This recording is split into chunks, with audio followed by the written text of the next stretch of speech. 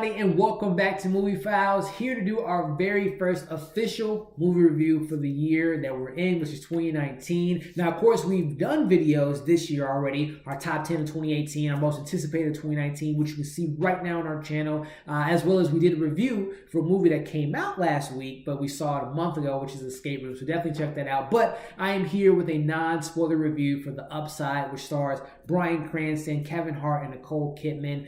So I'm definitely excited to bring this review to you guys. But before I get into my positives and my negatives and my score at the end of this video, I want to welcome all the newcomers to Movie Files. If you haven't already, subscribe to our channel. Make sure you hit that little bell, the notification bell, so you can stay up to date with all of our newest content.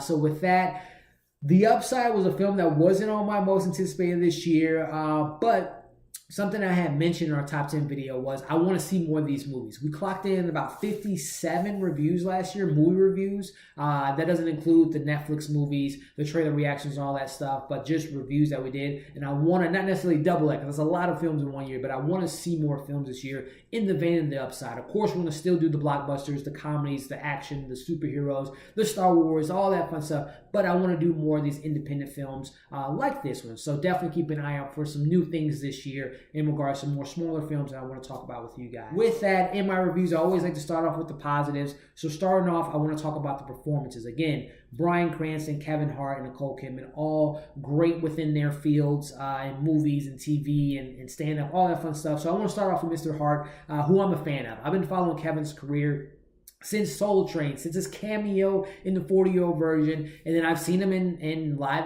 when he had his What Now tour. So I find him to be funny. His movies aren't always the greatest, but in the most part, I like his roles when he's being the Kevin Hart that we're used to. But something that he has mentioned a lot in his press for this movie, this is his first dramatic role, and for the most part, Kevin Hart does a good job in these dramatic moments. I thought that he played off well with Bryan Cranston and Nicole Kidman when it came to those dramatic moments. But of course, we're used to seeing Kevin as the comedian, and I thought that he did a great job of delivering the comedic moments, lightening up the scenes when need be. But mostly, like I said, I want to touch on his dramatic moments. I thought for the most part, I'll talk about it a little bit later, but for the most part, Kevin did a good job in those more dramatic moments when needed. Now, the other cast members, Bryan Cranston is always great.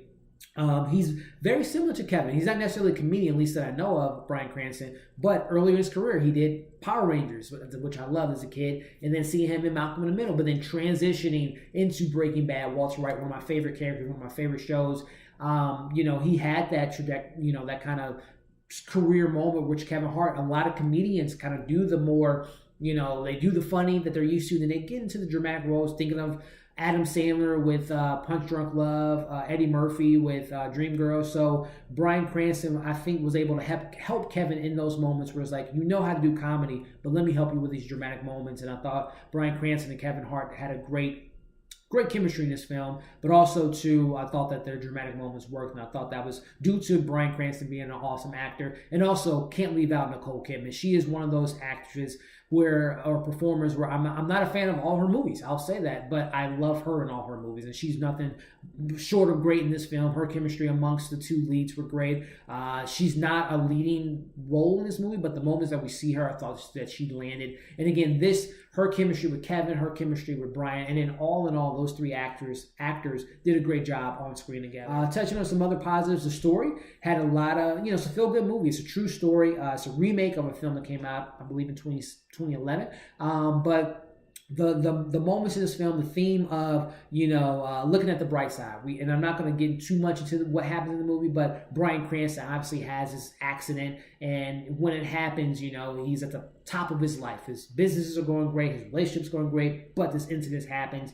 So, he's left kind of in a bad spot. But the movie kind of puts him in a spot where, let's look at the positive. So I like that message, even with Kevin Hart's character coming out of prison that you can see in the trailer, and then looking at the opportunity he has in front of him. So I like that message. Also like the idea of, your past doesn't define you. Again, with Bryan Cranston's character, Philip, he has this incident, and he kind of lets himself soak in those moments, but Kevin Hart and some other characters kind of let him know, like, yes, you had those tragedies happen to you, but look at what you have in front of you, and don't let your past kind of define what's going on now. Kevin Hart, the same thing. He went to prison, but look at the opportunities you have in front of you, and even Nicole Kidman's character. So I like that message. And also another theme, finding friendship in your darkest moments was another thing that I liked about this movie. So Kind of getting into the negatives, as I had mentioned, Kevin Hart, mostly known for comedy, which he has some really good comedic moments in this film, but some of the dramatic moments didn't really land for me all that much. It was more or less the moments that he had with his family that kind of fell flat to me in the serious moments.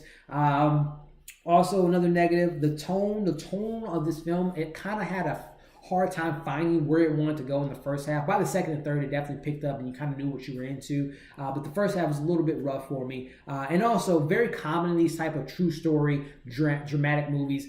Very predictable. It's not necessarily a negative, but it is a true story. So I can't say, oh, that doesn't make sense because it happened in real life. But for the most part, the movie was very predictable, which, you kind of saw where things were headed. But all in all, guys, wrapping up this video, this is a feel-good story. It's coming out at the beginning of the year. Sometimes we have the stigma where it's like, oh, why is it coming out so early? I think that's because, obviously, the blockbusters are coming out. We got Glass next week. We got Captain Marvel after that. We got Us. We got all these big films, so they don't want to get lost in the shuffle. So I think that this was a good time for this movie to come out. Starting off the year right with something positive. I thought the chemistry was great. The themes were pretty solid. And all in all, this is a pretty enjoyable film. I was very surprised and very satisfied while walking out of this movie. So with that, I'm giving this a 3 out of 5, guys. If you have the time to check it out, because for me, I was waiting to see a movie because it was about 2 weeks since I saw Aquaman, so I was excited to see something new. And again, like I said, I want to bring more of these smaller films to you guys as far as our review. So very pleasantly surprised. 3 out of 5. Check it out if you have the time. Definitely comment below on what you thought of this review, as well as if you've seen the movie, let me know what you thought. If you plan on seeing it, definitely comment below, guys. Share this video, subscribe to our channel, and definitely hit that notification bell because we got some stuff coming out pretty soon for you. Hoping to see Glass and Money. I don't care. Hoping to see Glass on Monday. I don't care what the reviews are saying. I'm super excited for this film. If it's not Monday, I'm going to see it definitely next week. So keep an eye out for that. But right now on our channel, check out our top 10 of 2018. Check out our most anticipated for 2019. And also the review that we did last month. Our last review of 2018, Escape Room. Check that out. Thank you guys for watching this video. Again, we appreciate all the supports. Check out our other content on our other social media accounts. Instagram, Facebook, Twitter, Stardust. What else do we have? I'm going to say LinkedIn, but Letterboxd. Check out all of that stuff. Follow us on our social medias. Thanks for watching this video, and we'll see you on the next one.